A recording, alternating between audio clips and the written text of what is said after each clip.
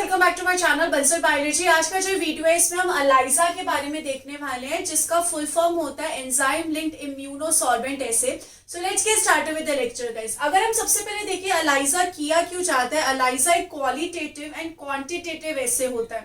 कहने का मतलब है कि समझिए अगर मेरे पास यहाँ पर एक पर्सन है, मुझे पता लगाना है कि पर्सन किसी डिजीज से अफेक्टेड है या नहीं है।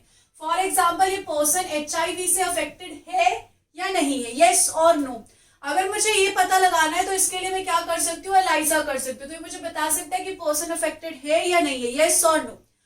अगर मुझे यहाँ पे पता चल गया कि पर्सन चलिए अफेक्टेड है, तो फिर मेरे को यहाँ पे पता लगाना है कि कॉन्सेंट्रेशन ऑफ सब्सटेंस क्या है, यहाँ पर उसमें कितने अमाउंट में कुछ प्रेजेंट है, एंटीबॉडी कितने अमाउंट में प्रेजेंट है, एंटीजन कितने अमाउंट में प्रेजेंट है। तो वो भी फाइंड आउट मैं कर सकती हूँ। मैं क्वालिटेटिव ऐसे भी कर सकती हूँ, क्वांटिटेटिव ऐसे भी कर सकती हूँ। क्वांटिटेटिव का मतलब होता है कॉन्सेंट्रेशन फाइंड आउट करना कितनी है सब्सटेंस की, और क्वालिटेटिव होता है कि वो चीज प्रेजेंट है या नहीं है। अगर हम एलाइजा देखें तो एलाइजा टोटल 4 तरीके की होती है। Indirect ELISA, sandwich ELISA, direct ELISA and competitive ELISA. आज की क्लास में हम इनडायरेक्ट एलाइजा के बारे में देखने वाले हैं। तो सबसे पहले हम यहाँ पर क्या करेंगे, एक माइक्रोटाइटर प्लेट लेते हैं। माइक्रोटाइटर प्लेट में बहुत सारे वेल्स प्रेजेंट होते हैं। इन वेल्स से हम क्या करवा देते हैं, एंटीजन को कोड कर देते हैं। एंटीजन क्या करेगी, एंटीजन इन वेल्स पे एड्सॉर्ब हो जाएगी। इन वेल्स पे क्या हो जाएगी, एड्सॉर्ब हो जाएगी। तो ये सारे के सारे वेल्स क्या हो गए, कोट हो गए एंटीजन से। एक बार यहाँ पर एंटीजन से कोट हो गए तो मैं वॉश कर दूंगी, ताकि अगर कोई ऐसी एंटीजन है, एक्स्ट्रा एंटीजन है जो कोट नहीं हुई है, वो सारी वॉश ऑफ हो जाए। उसके बाद यहाँ पर मैं पर्सन का क्या लेने वाली हूँ, पर्सन का यहाँ पर मैं सीरम लेने वाली हूँ। पर्सन के ब्लड से मैं क्या लेने वाली हूँ, सीरम लेने वाली हूँ।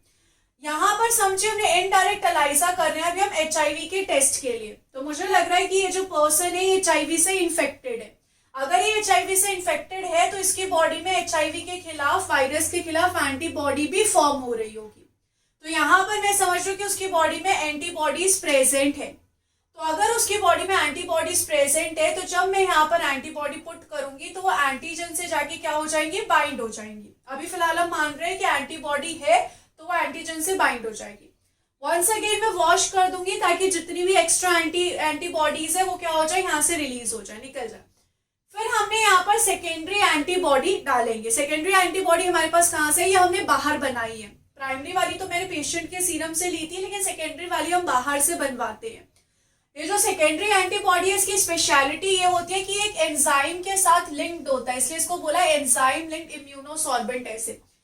इस एंटीबॉडी के पास एक स्पेसिफिक एंजाइम प्रेजेंट होता है। अब अगर यहाँ पे प्राइमरी एंटीबॉडी आके बाइंड हुई है तो सेकेंडरी एंटीबॉडी क्या करेगी, एंजाइम के साथ आके प्राइमरी एंटीबॉडी से बाइंड हो जाएगी। अगर ये बाइंड हो गई तो उसके बाद मैं क्या करूंगी, वॉश करूंगी। अगर ये बाइंड है तो ये यहीं पे ही रहेगी, पूरी वॉश ऑफ नहीं होगी सारी की सारी, और यहाँ पे ऐसे प्रेजेंट रहेगा। उसके बाद यहाँ पर मैं एक सबस्ट्रेट को ऐड करूंगी। अब यहाँ पर अगर ये एंजाइम प्रेजेंट है, सेकेंडरी एंटीबॉडी प्रेजेंट है, तो एंजाइम भी होगा। तो एंजाइम इस सबस्ट्रेट को प्रोडक्ट में कन्वर्ट कर देगा। और ये जो प्रोडक्ट है, ये प्रोडक्ट कैसा होगा, कलर्ड प्रोडक्ट होगा। एंजाइम तो कैसा था, कलरलेस एंजाइम था, लेकिन प्रोडक्ट कैसा है, कलर्ड प्रोडक्ट है। तो यहां से अब हम क्या करेंगे, यहां से हम मेजर करेंगे कलर को। यहाँ पे हम क्या कर सकते हैं, स्पेक्ट्रोफोटोमीटर को यूज कर सकते हैं मेजर करने के लिए। अगर यहाँ पर कलर हुआ तो यानी कि पर्सन का पॉजिटिव है HIV के लिए, और यहाँ पे पर्सन अफेक्टेड है HIV के लिए। अगर समझे यहाँ पर उस पर्सन की बॉडी में एंटीबॉडी है ही नहीं, तो उस कंडीशन में प्राइमरी एंटीबॉडी नहीं आएगी, तो फिर सेकेंडरी एंटीबॉडी बाइंड नहीं हो पाएगी, तो ये आगे का पूरा कुछ चलेगा ही नहीं, तो मुझे यहाँ पे कुछ कलर मिलेगा ही नहीं। लेकिन अगर वो अफेक्टेड है तो मुझे यहाँ पे कलर मिल जाएगा, जो मैं स्पेक्ट्रोफोटोमीटर से डिटेक्ट कर सकती हूँ, और उससे मुझे पता चल जाएगा कि पेशेंट अफेक्टेड है या नहीं है।